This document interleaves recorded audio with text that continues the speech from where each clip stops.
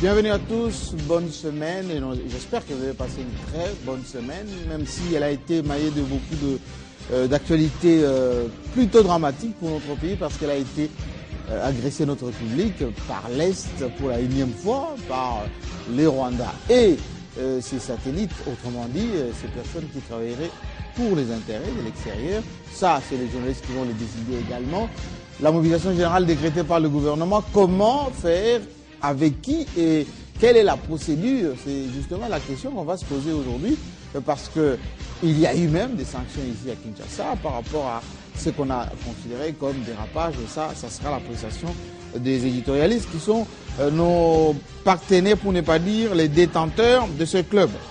Et on va parler aussi des CRGL, c'est-à-dire cette communauté des Grands Lacs qui respecte les règles du jeu. Comment ça marche? Est-ce qu'il y a une force de précision au sein de la CRGL maintenant, comme on le dit? Et un peu plus tard, on parlera de notre participation aux Jeux Olympiques de Londres 2012 qui doit partir parce qu'apparemment la délégation est plus remplie de membres de clubs, des dirigeants que des athlètes eux-mêmes. Le ministre pose problème au niveau des finances.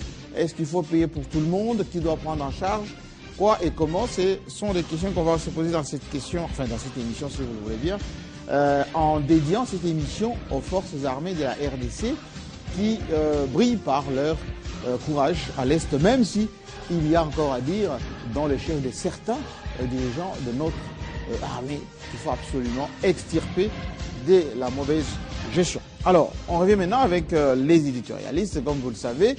Mike Mukebai, qui n'est pas son sosie, c'est lui-même en chair et en os, parce que sur Internet, on a vu une mobilisation générale pour ce qui ne va pas commenter aujourd'hui. Hein. On va laisser à son journal de commenter cela. Mais il est là, Mike Mukebai, il est incontournable. Semble-t-il que c'est le journaliste le plus craint de Kinshasa par les politiques en ce moment. À côté de lui, nous avons Harold Badibanga, RTGA, journaliste, RTGA surreprésenté avec John Omombo. Et puis Daniel Safou, il semblerait que c'est l'un des détenteurs du droit de veto au club. Alors, avant qu'on puisse entrer dans le détail, est-ce que vous pouvez expliquer à ceux qui nous suivent votre longévité au club? Il y a vous et Marc Mukebai qui vous partagez vous êtes comme les Jean-Claude Massango des clubs, en quelque sorte. Oui, en fait, d'abord, le respect à la notion du temps. Oui. Et le respect aux exigences, n'est-ce pas, professionnelles, n'est-ce pas, qui Télé 50 exige aux invités. Et aussi, la pertinence dans les raisonnements et dans beaucoup de choses. C'est ça. On a une forte communauté en Angola qui nous suit. D'ailleurs, on salue, on reçoit énormément des messages en provenance d'Angola qui saluent votre intransigeance par rapport à la médiocrité. Alors, revenons, si vous voulez bien, sur cette agression à l'Est de la République. On a beaucoup parlé de cette guerre à l'Est, avec notamment cette semaine deux mandats d'arrêt qui ont été lancés par la CPI, notamment contre Tangada, et puis un autre qui y a été signalé, le chef de FDLR, Sylvestre, son nom c'est un peu bizarroïde, les noms un peu de l'Est en fait, du Rwanda, on va trouver ces noms tout à l'heure. Mike Mukebai, quelle est pour vous la bonne procédure pour mobiliser les forces vives de la nation? On a vu Jean-Claude Mvouemba cette semaine, tenir un point de presse pour dire on oublie nos différences, on doit se mettre ensemble, d'abord pour bouter l'ennemi dehors, et puis on va régler notre réconciliation ensemble ici avec ce qu'il a appelé la rencontre au sommet, Kabila et Tshisekedi. Non, moi je crois qu'il n'y a pas de raison de mobiliser le Congolais parce qu'en fait, depuis le début, nous avons toujours pensé que la solution à cette guerre ou à la crise de l'Est est diplomatique. Diplomatique. Oui. Parce qu'il y a eu la réunion d'Addis Abeba. Nous avons déconseillé. Avec Chibanda qui est quasiment au feu depuis un certain temps. Nous avons déconseillé aux hommes en place, aux hommes au pouvoir. Nous leur avons déconseillé de faire la guerre.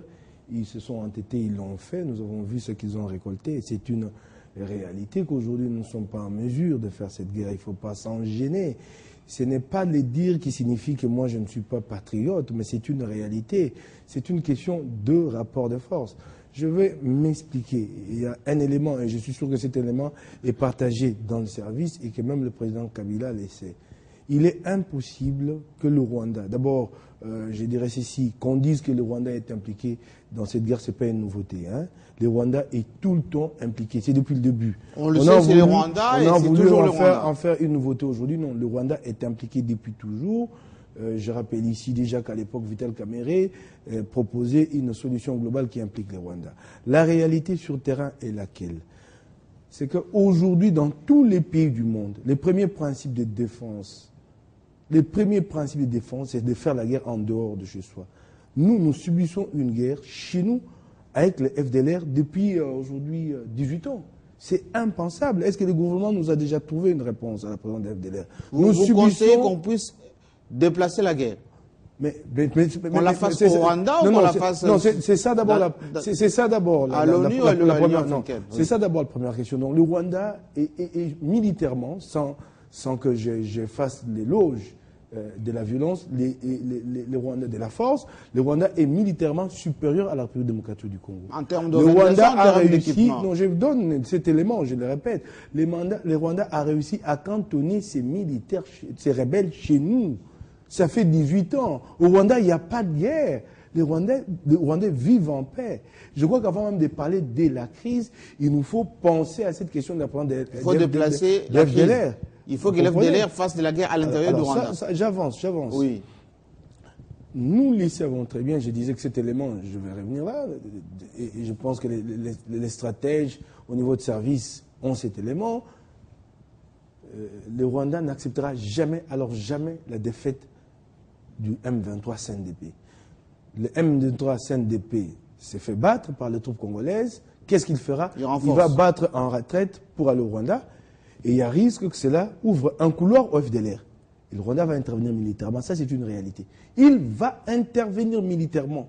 Surtout que c'est un tout petit pays, doublé à ses principes de faire la guerre en dehors de chez soi. Le Rwanda va intervenir inévitablement. Donc, il ne faut pas nous leurrer. Il n'y aura pas de solution militaire. C'est bien clair. Le monde qui crie, le monde qui dit le Rwanda est impliqué, le monde ne trouvera pas de solution. C'est à nous d'amener une solution au monde. Et les Rwandais, c'est... Donc il ne faut pas écouter Ban Ki-moon, il ne faut pas écouter le Belge. Je vous l'ai dit, et c'est cela qui... Mais c'est quoi votre procédure? Parce que ceux qui nous écoutent vont dire, Mike, il dit tout ça, on ne comprend pas, on l'a toujours entendu qu'on est encore en train de réformer notre armée. Mais il ne faut pas qu'on laisse les Rwandais venir nous piétiner. Non, moi je ne dis pas qu'on laisse les Rwandais venir nous piétiner. J'ai dit que la solution est diplomatique. Alors, si nous en sommes arrivés à la guerre, c'est parce que quelque part, les gens ont dit ici que la solution, c'est la guerre. Mais je vais passer à on fait quoi? On négocie sur quoi? C'est quoi les termes de référence? Mais les termes de référence, on le connaît. C'est les termes de référence qui avaient conduit à la mise en place des opérations conjointes il y a quelques années. Les termes de France, c'est lesquels? Mais le Rwanda est venu. Il faut régler. Le Rwanda est venu avec Omoja Wetu, il faut régler. Est-ce qu'ils ont trouvé des FDLR? Est-ce qu'ils ont maîtrisé les FDLR? Non, voilà le problème. Kinshasa n'a pas été sincère dans cette opération. Ça, ce ne sont pas des opérations qui durent 1 mois ou 2 mois. Vous voulez anéantir des rebelles qui sont implantés dans un territoire depuis 15 ans et vous croyez le faire en 1 mois ou 2 mois. Le problème, c'est que l'opinion publique ici était hostile à ces opérations et le gouvernement n'a pas pris le courage de communiquer, de convaincre son peuple pour qu'il accepte. Mais on fait quoi alors? Mais nous allons trouver une solution diplomatique, Jean-Marie. C'est quoi les termes de référence avant qu'il a parlé? Mais c'est ce que j'ai dit, Jean-Marie. Mais les termes de référence, j'ai dit, ce sont les mêmes qui nous ont amenés à l'accord qui a fait qu'on mène des opérations conjointes à l'Est. C'est qu'il faut régler la question de FDLR. C'est qu'il faut régler la question de notre côté, il faut régler la question du M23. Ça signifie qu'il faut créer des conditions pour un compromis politique avec les CNDP, pour une intégration. Parce qu'en fait, la réalité, c'est que les CNDP a tendance à instrumentaliser les civils, à dire que les Tutsis sont victimisés, même quand sont marginalisés. On en parlera de ce qui s'est passé avec... Je vais terminer, j'ai dit une ou deux choses, je termine. Oui. Jean-Marie, c'est cela l'image que la RD Congo donne dans le monde. Nous parlons aujourd'hui de la crise face au Rwanda, mais la crise de l'Est ne s'arrête pas au Rwanda. Nous sommes incapables de porter les territoires qui est les nôtres. Il y a crise à Ituri jusqu'à aujourd'hui. Il y a dans le sud, Irumu, ce territoire est contrôlé par des miliciens. Nous avons mis la main sur un rebelle ici, un chef rebelle, Gédéon. Il a réussi à s'évader. Alors, on reviendra tout à l'heure. Il ne faut pas essayer de diluer la question. J'aimerais savoir, Adolphe Badebanga, quand Mike Mukeba dit oui, il faut négocier avec les Rwandais. Mais est-ce que ce n'est pas un prétexte depuis 1996 que les Rwandais viennent continuellement au Congo? Il y avait le RCD, il y avait ces opérations mixtes. Ils n'ont jamais trouvé où est terminé avec l'FDLR, ils n'ont jamais arrêté avec cette affaire. En réalité, ce n'est pas une guerre, on va dire, d'exploitation à l'Est des matières premières. Il faut commencer par le nœud du problème. Le nœud du problème, c'est la ruse du Rwanda. Le nœud du problème, c'est que le Rwanda, c'est une marionnette. Le Rwanda, dans sa faiblesse, ne peut pas, même si les FARDC dorment et sont ivres, ne peut pas venir à bout des FARDC. Mais le problème, c'est quoi? Prenons la problématique des FDLR. Les FDLR occupent la partie est de la République démocratique du Congo. Mais ces FDLR pillent, violent, font toutes les exactions au Congo, mais n'ont jamais inquiété le Rwanda.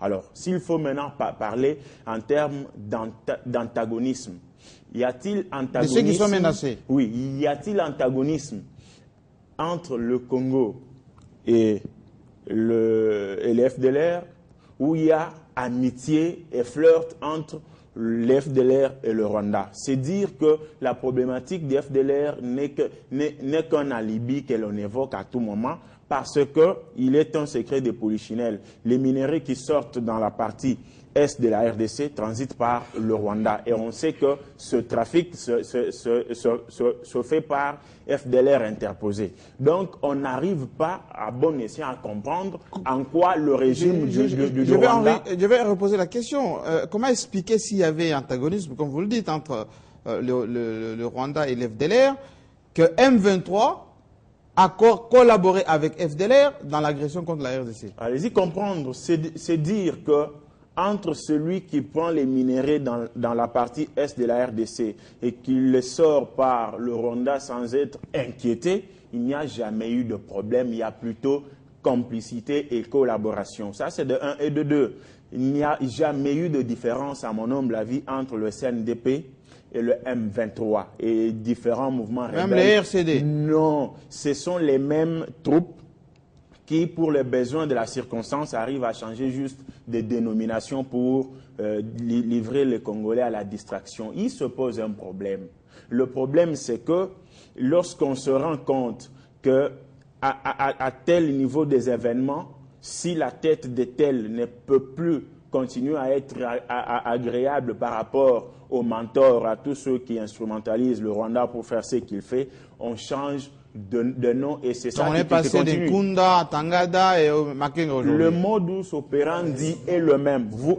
Vous rendrez même compte, Jean-Marie Kassamba, que lorsque on parle aujourd'hui des militaires dans les rangs des FARDC qui peuvent être en train de partir pour aller je ne sais pas moi où, mais c'est une digression. Parce que le brassage, l'opération du brassage n'a pas été opéré en bonne et due forme. Il n'y a pas eu sincérité dans l'intégration. On a été infiltré par les éléments rwandais. Aujourd'hui, que les enjeux changent et que ces éléments se rendent compte qu'ils n'ont pas de place au Congo, où ils risquent d'être dénichés par les FARDC, ces éléments choisissent de rentrer chez eux.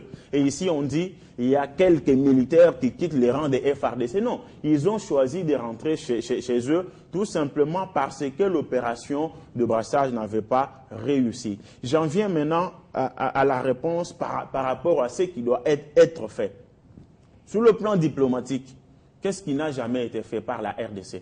Toutes les concessions. La RDC est allée à faire même l'infaisable, jusqu'à demander une armée extérieure venir entrer au Congo pour des opérations d'ensemble pour mettre fin à cet alibi-là, juste pour vider le prétexte du Rwanda. Donc, pour dire... Donc, tous les prétextes ont été vidés. Et voilà pourquoi... C'est ma position, journaliste congolais de mon État, je dis... Engagé comme Mike. Il n'y a plus question d'aller dans le dialogue de manière aveugle. Le dialogue aujourd'hui, moi j'ai toujours pris cet exemple. Lorsque vous avez un mineur qui vient troubler la quiétude de votre femme et de vos enfants chez vous, vous ne pouvez pas continuer